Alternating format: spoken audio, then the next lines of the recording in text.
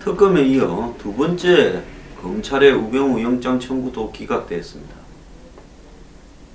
자, 우병우가 왜 기각됐겠습니까? 우병우는 지난 박근혜 정부에서 검찰 그리고 국정원 같은 감사원, 국세청 같은 이런 경찰 같은 사정기관들을 전부 손 안에 쥐고 사실상 관장을 해왔습니다. 우병우가 처음에 청와대를 들어가던 2014년 5월 이후, 그때 이제 세월호 직후죠. 그때는 민정비서관에 불과했지만은 우병우는 제가 볼 때 최순실과 무관하지 않을 거라고 보고 있습니다. 그렇기 때문에 우병우는 곧바로 이렇게 3인방과 이렇게 한 덩어리로 흡수가 되었고요. 그때 터진 2014년 11월에 터진 3인방 찌라시, 3인방 정윤회 찌라시 사건 때 우병우가 이 문제를 주도적으로 수습하면서 검찰의 수사를 지시했고, 검찰이 그 찌라시라고 하는 청와대 문건, 사실상 찌라시가 아니죠. 보고 문건에 기재되어진 3인방이 강남의 중국집에서 주기적으로 회동을 해서 국정의 중요한 문제를 논하고 비서실장 교체까지도 언급을 하고 주요한 이건들도 논의했다. 이런 어떤 부분에 있어서 우병우가 그 문건은 전부 허위이고, 이 3인방 찌라시는 경찰의 일부 정보 담당 경찰들의 문건 유출에 의한 찌라시 유출 사건이다라고 검찰이 결론을 짓도록 하고, 그 과정에서 박한천이는 500일간 구속되고 또 다른 경찰 한 명은 자살하고, 이런 사태를 벌어지게 하는데 핵심적으로 이렇게 기여를 했습니다. 즉 이런 희생을 이렇게 떠밀고 경찰한테, 사실 권력에서 보면 말단이죠. 그렇게 낮은 계급의 경찰은 아니었습니다만은 권력에서 보면 말단 제일 힘이 없는 사람들한테 책임을 전가해버리고 자신들은 빠져나가는데 우병우가 명백히 기여하면서 곧바로 민정수석이 되고, 그러면서 3인방 찌라시 사건의 책임을 물어서 김기춘을 쫓아내고, 이제 그때부터는 우병우가 최순실과 3인방에게 신임을 받는 게 아니라 이제는 3인방도 우병우를 어려워하는 그런 위치에 도달해버렸습니다. 그렇기 때문에 그 이후부터 이병기님부터 해서 비서실장들이 몇 명 있었지만은 다 무의미했고, 실질적으로 청와대의 최고 실세는 우병우가 되었고 3인방 위에 올라서게 됐고, 최순실, 우병우는 한 몸통이 되어갔다. 저는 그렇게 봅니다. 그럼 이런 우병우의 힘은 어디서 나왔느냐? 검찰 고위 간부 출신으로, 물론 검사장이 되지는 못했습니다만은 검찰 안에서 엘리트 코스를 밟아온 우병우가 검찰 조직의 생리를 너무나 잘 아는 머리 좋은 우병우가 박근혜 정권을 공안적으로 떠받치는 핵심이 되면서 검찰 수뇌부의 모든 인사나 일들을 우병우가 관장했고, 검찰을 넘어서서 다른 사정기관들도 다 장악을 했다고 봅니다.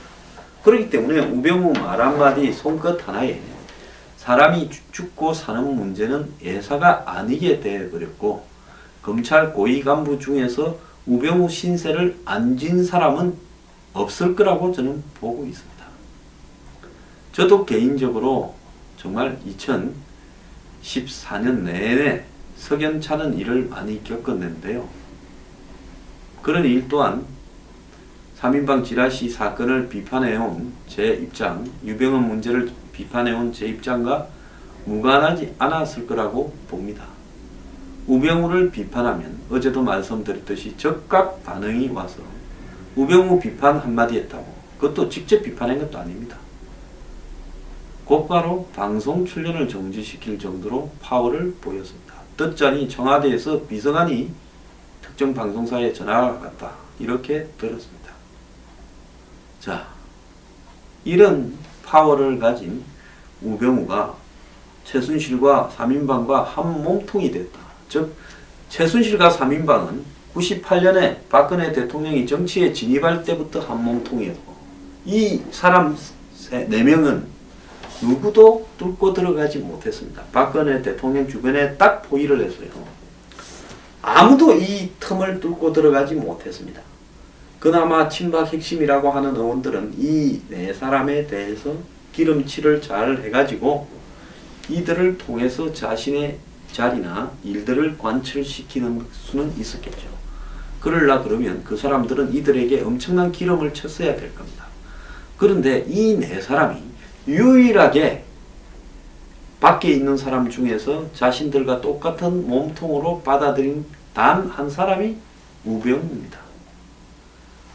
그렇기 때문에 우병우가 이 최순실과 3인방이 4인방을 체제를 구축하고 있는데 물론 최순실이 두목입니다만 여기에 우병우까지 들어가면서 5인방 체제가 구축이 되었고 그래서 조선일보가 우병우와 관련된 재산 문제를 거론을 하니까 그토록 강하게 당시 조선일보를 공격을 했고 주필 하나도 옷을 벗겼고 또 우병우 자체를 건드리는 부분을 용납하지도 않으면서 지금까지 우병우와 관련된 개인적 비리라든지 그 다음에 각종 특혜 특권 문제 또 인사 전횡이라든지 권력 남용에 관련된 문제 그리고 직무유기에 관한 문제 특별감찰관실을 무력화시킨 문제 국회 청문회에 나와서 거짓말을 하거나 불출석한 문제 이런 모든 문제에 대해서 제대로 단 하나도 죄가 물어지지 않는 겁니다. 저는 영장이 기각될 줄 알았습니다. 반면에 우병우 영장을 실질심사를 하는 날 그간에 미루어뒀던 고영태의 신병을 이 고영태 아파트 문을 따고 잡아갔습니다. 저는 고영태가 잘못한 부분이 많을 거고요. 처벌이 돼야 된다 생각을 합니다. 왜? 남의 잘못을 그렇게 지적을 하려 그러면 자신이 깨끗해야 되고 자신이 문제가 있다면 나도 처벌을 받을 거니까 남은 더 큰 문제도 처벌해 달라고 해야 말이 되지. 나는 잘못이 있는데 내 거는 작고 남 거는 크다고 해서 남은 다 골로 보내버리고 자신은 정치적으로 한쪽을 선택했다 해서 무사할 수는 없는 문제입니다. 다만 고영태에 대한 신병 처리를 지금까지 미루다가 우병우 영장 실질심사가 기각되는 날 고영태를 동시타임으로 잡아갔다. 그리고 고영태는 어제 우리가 구속적부심은 여러 번 받지만 체포적부심이라는 것은 거의 보지를 못했습니다. 왜냐하면 체포라는 것은 이 일정한 시간 이 안에 잡아놓는 부분이기 때문에 체포적부심을 하게 되면 이미 체포시한이 지나버렸어요. 실질적인 효과가 없기 때문에 여기에 걸린 사람들은 체포적부심을 하느니 차라리 그 시간 안에 갇혀있다가 곧바로 구속이 때 영장이 청구될 때 영장실질심사를 하는 쪽을 택하는 겁니다. 그리고 그 부분이 이제 좋지 않게 영장 청구로 끝이 나면 구속적부심을 이렇게 청구를 하는 거죠. 그래서 저도 살다 체포적부심은 처음 보는데 비공개로 진행된 체포적부심 이것도 참 의아스럽습니다. 결국 법원은 체포 절차가 적법했다고 받아들이면서 고영태에 대한 이 체포 부분을 인정을 했습니다. 자, 검찰은 연락이 안 돼서 체포영장을 발부받았고 적법한 절차에 따라 문을 따고 들어갔다 이야기를 했는데요. 고영태가 말을 한 부분은 빙산의 일각일 거라고 보고 여태까지 나온 내용은요. 고영태가 최순실 옆에서 권력과 검찰과 우병우 등에 대한 이야기를 많이 알고 있었을 개연성이 있습니다.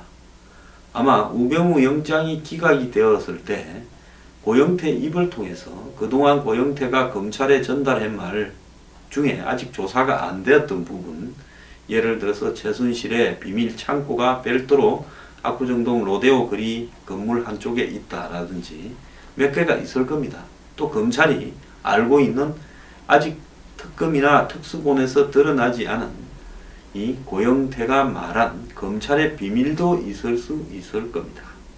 그런데 우병우 영장이 기각되면 이런 이야기들이 이제 정권 교체가 임박한 시점에서 야당으로 전해져 가고 대중적으로 확산되어 갈 수 있습니다. 자, 그랬을 때 검찰 수뇌부는 검찰과 관련된 엄밀한 이야기가 터져나가면 매우 곤란하기 때문에 현 시점에서 고영태의 입을 막기 위해서 고영태를 처리할 필요도 있었을 거라고 저는 추정을 해봅니다. 자, 일단 구속되거나 깜빵에 갇힌 사람이 뭔가를 폭로를 해서 권력과 맞섰던 적은 없었습니다. 그래서 고영태의 신병을 급속히 처리한 거다. 무슨 우병우 영장에 물타기 하려고 했다. 이런 수준은 아닐 거라고 보고 있습니다. 자, 그런데 검찰이 우병우의 개인 어떤 비리도 지금 뭉개버렸다라는 이야기도 나오는데요. 자, 우병우 일가가 가족회사 정강이라는 걸 만들어서 자금을 횡령한 사실을 알고도 검찰은 이를 뭉개어버렸다. 특검이 그걸 넘겼답니다. 자료를요. 또 검찰은 세월호 수사 외압에 대해서도 법무부 검찰국장에 대한 조사가 필요하다라는 취지의 진술을 받았지만 수사를 하지 않았다고도 합니다. 자, 최선을 다했다라는 검찰의 항변에도 불구하고 제가 이야기했듯이 실질적으로 영장이 기각되게끔 그렇게 조사 내용을 기재해서 영장을 청구하고 판사는 그걸 기다렸다라는 듯이 기각시키는 짜고 치는 고스톱 행태를 벌였다. 이렇게 보는데요. 우병우 계좌에 십수억이 있다라는 보도가 나온 게 한두 개가 아닌데 그 내용은 어떻게 된 건지 발표도 하지 않습니다. 보통 변호사를 개업했던 사람들이 잘 나가는 검사가 이 사건을 수임한 뒤에 이 정확하게 신고하고 세금을 내는 부분도 있지만 그렇지 않은 부분도 많이 있을 수 있지요. 우병우가 정관 외우로서 받았던 그런 변호사 수임료 중에 일부가 신고되지 않았을 의혹도 있는 겁니다. 자, 그리고 우병우가 수임을 했던 어떤 그림 파는 사람과의 사이에 벌어진 그림 문제도 저는 예사롭지 않다고 보고 있고, 우병우가 또 수임했던 사람의 어떤 관련된 비즈니스에 투자를 한 정황이 있다라는 이야기도 있었고, 우병우와 우병우 부인이 정강이라는 가족회사에 수억 원을 빼돌려서 유용했다라는 이 첩보도 있었습니다. 그래서 이런 문제에 대해서 특검도 비겁합니다. 개인 비리는 특검의 수사 대상이 아니라는 명분하에 검찰에 넘겼고, 검찰은 이를 그냥 뭉개어 버렸습니다. 자, 지금 우병우 영장이 2차례 기각된 데 대해 검찰이 이 사태를 스스로 자초했다라는 비판이 일고 있고요. 검찰 내부도 들썩이고 있습니다. 우병우에 대한 특별수사팀을 처음 맡겼을 때 작년 10월이죠. 윤곽근 대구 고검장인데 이 사람은 우병우 연수원 동기입니다. 친구한테 맡긴 거죠. 박영수 특검도 결국 우병우에 대해서 조사를 마지막까지 미루다가 영장이 기각되는 일을 초래했고, 즉 우병우를 조사하는 신용만 냈습니다. 가장 치명적인 것은 검찰 수사의 공정성이 이번 기각으로 의심받고 있다는 겁니다. 국정농단 의혹이 불거졌을 때 민정수석이던 우병우는 검찰총장이던 김수남, 그 다음에 김주현 대검차장, 안태근 검찰국장과 엄청난 숫자의 전화통화를 한 것이 드러났고요. 우병우의 직권 남용 혐의를 파헤치려면 이런 검찰총장, 차장, 검찰국장 등과의 검찰 수뇌부에 대한 수사가 필수적인데, 이런 검찰은 관련 조사를 하지 않고 그냥 두루뭉실하게 넘어가 버렸습니다. 즉 우병우의 몸통은 검찰 수뇌부입니다. 그래서 검찰은 우병우한테 영장을 청구하면서 개인 비리는 모두 영장에서 빼버렸습니다. 저는 한때 검찰이 우병우의 직권 남용 직무유기 같은 부분보다 사소한 개인 비리를 넣어서 싸게 갖다 오라 하지 않겠나라고도 생각을 했는데, 우병우는 이런 것조차도 뛰어넘을 만큼 막강합니다. 정호성이 구속된 것은 한때 권력 서열 1위로 꼽히던 정호성이 작은 기밀 유출로 싸게 갔다 오는 게 낫고, 그러면서 나머지 2명 3인방 중에 이제만 안 본 거는 빠져버리는 이런 부분 때문에 그러했을 거라 보고 있습니다. 그래서 우병우도 그렇게 하지 않겠나 했는데, 우병우는 박근혜 전 대통령보다 훨씬 파워가 세고요. 박은 헛수яб이었다는 것이 여기서 드러나고 있습니다.